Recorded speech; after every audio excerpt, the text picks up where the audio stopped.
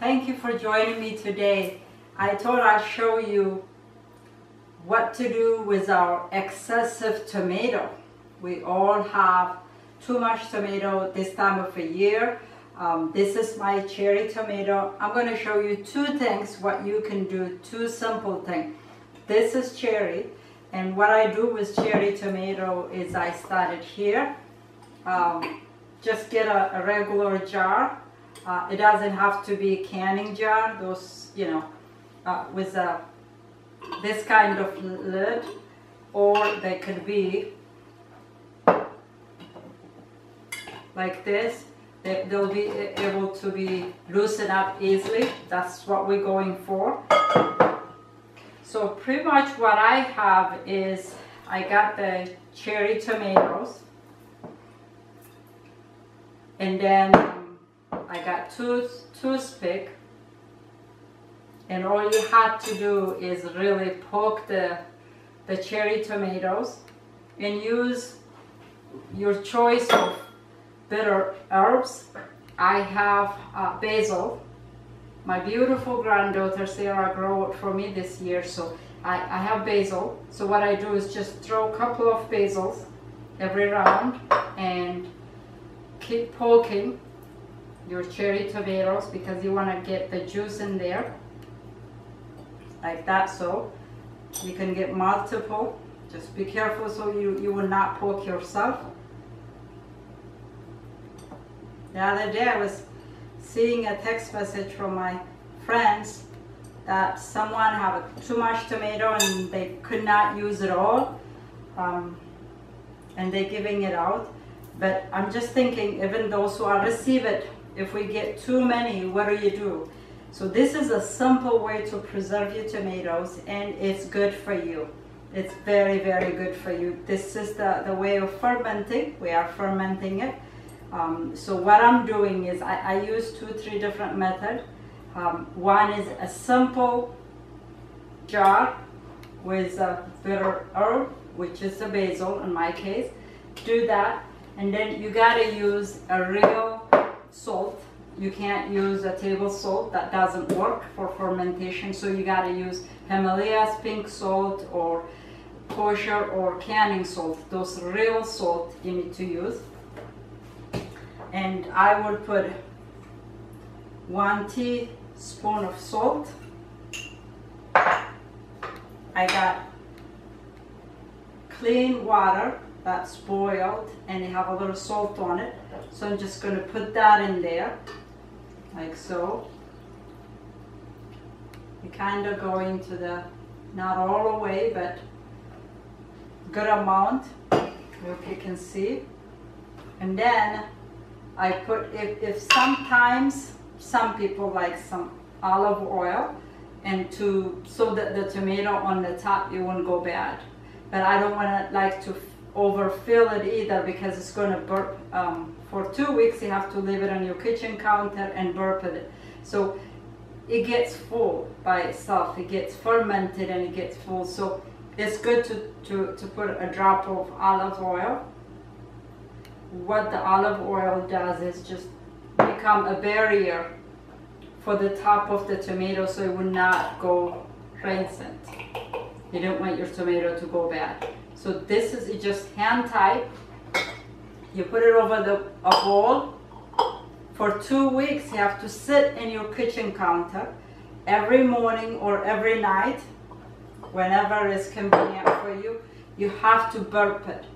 Burping is you just untie the can, the lid, but don't take it out all the way. Don't take it out like that. You can't do that. You just, the lid has to stay on it. You just loosen up so the air come out. You're burping it, and that's all you gotta do. After that, it can go in your pantries and your counters, and you'll be fine for a whole year. What's the benefit of fermented vegetables? They're good for your teeth. They protect your teeth. They're also good for your gut health. So fermentation is really a good way for digestion system, gut system, all that. So it's important to have a fermented diet in your life. So that's how I do it. The other way I go about it is like I would throw any garden vegetables that I grew. This is carrot, I sliced it. I have ginger root, I sliced it. I have jalapeno, I like spicy, I sliced that. And I have a bell pepper that I grew. And so what I do is just, and then I also have garlic, chopped, no, peeled and crushed. So I could take crushed garlic, throw it in there, take a basil, bitter herb, throw it in there, take a thinly sliced ginger, take a carrot or two, and then I also grew beautiful red onions this year. I'm going to use that also. And then throw my tomatoes. So all you have to do is just poke your tomato all over to throw it in there. What you're doing by doing that is just to opening up the tomato so it can receive all these flavors, all these goods that you put in there. Okay, you fill it up, the tomatoes, and then you fill it up with your salt. Clean boiled water, still hot, and then top it with a teaspoon of salt, a real salt, not a table salt. It could be pink camellia salt, it could be canning salt, it could be this real salt, okay? That's the only salt you can use. So that's one way to take care of some of your vegetables and tomatoes, so they would not go bad when you got too many. So like I say, once you open it though, put it in the refrigerator. Don't eat too much of it, just use it 3 times a day or whatever amount of time you want it, but have it a small portion. It's like a side dish thing, okay? The second thing I'm doing, the second thing I'm doing with my tomato is I got these beautiful, beautiful tomatoes, okay? All kind of them. I got huge big ones and this ones. What I do with those tomatoes, again, I use my garden vegetables. I use my onions. I use one big one. I got like literally the size of this bowl, big onions. One of that, chop it up. I got garlic. Where did my garlic go? Mr. Garlic, where are you? What are you trying to do? Get away from me. All right, Mr. Garlic is getting away, but you will know what here it is. 2 of this, and then I got 2 bell peppers and few basils, and I have 20 pounds of tomato, which is this kind, and they're beautiful. This kind, 20 pounds of tomato. I have boiled them and I have blended them. Everything I just named, I just throw it in there. Of course, if you see any blemish on the tomato, let me see if I could find one. Just like that, you just peel it out, cut that part out. All you need is a perfect red plumbed tomato, and you take the edge off, which is a very simple thing to do. That's all. You don't need to chop it or anything. That's what I did. I just cut the top and I throw it in there.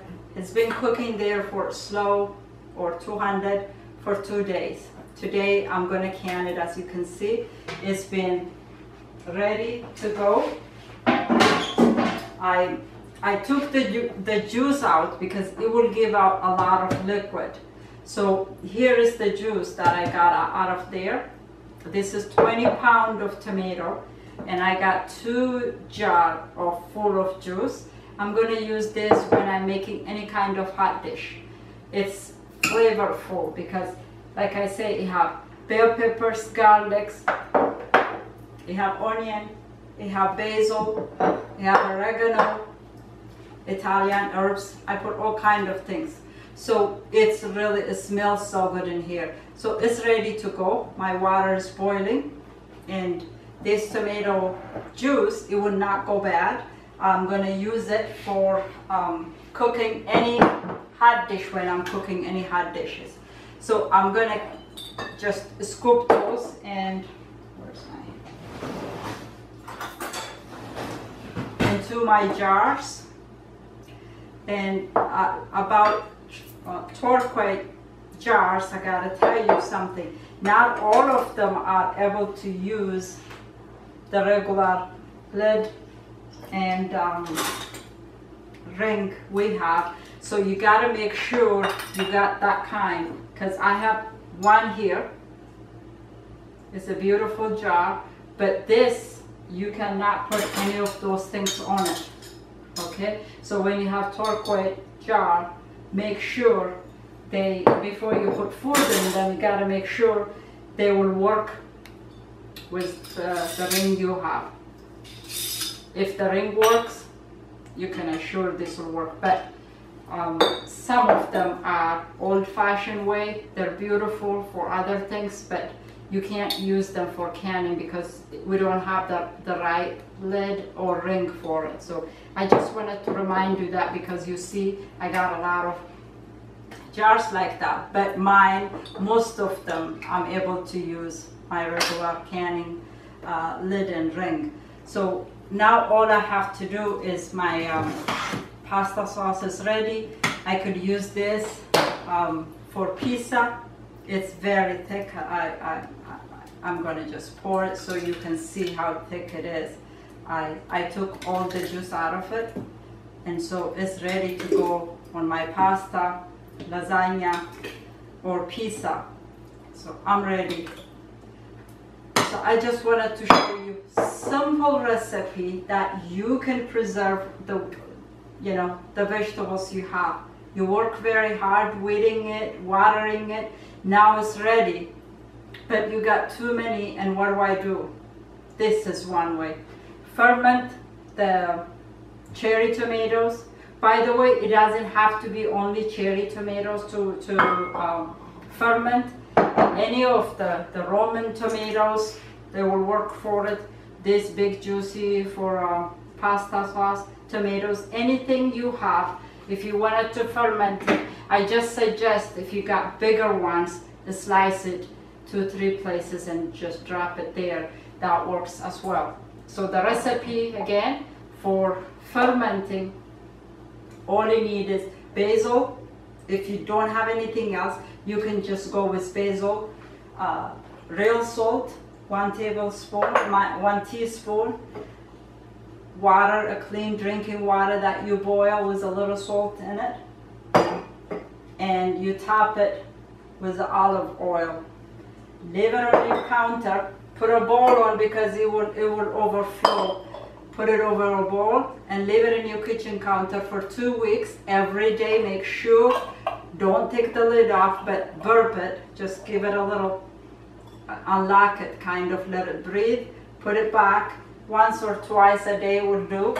And after 2 weeks, you got all that tomato to preserve and have it, and it's good for your health, and you do not waste your vegetables. If you get it or you grow it, this is the best way to preserve it. The rest of the big tomatoes, beefy tomatoes or Roman, any kind of big ones, I just clean